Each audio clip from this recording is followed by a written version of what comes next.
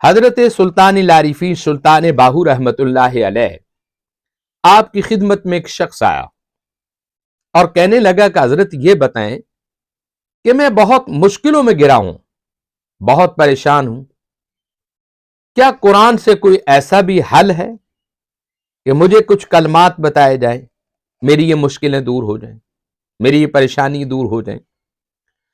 حضور سلطان العارفین سلطان باہو رحمت اللہ علیہ آپ ہمیشہ قرآن سے بہت پیار کرتے تھے، اور جب بھی کوئی مسئلہ تلاش کرتے تو قرآن سے کرتے، کوئی بھی مشکل ہوتی آپ اس کا حل قرآن سے تلاش کرتے تھے۔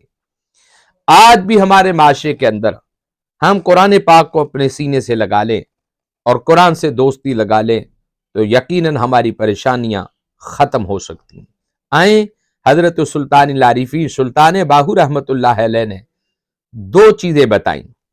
ایک تو یہ بتایا کہ ہر نماز کے بعد آپ بسم اللہ الرحمن الرحیم کم و پیش ایک تسبیح پڑھا کریں، کم و پیش ایک تسبیح ہر نماز کے بعد بسم اللہ الرحمن الرحیم پڑھا کریں۔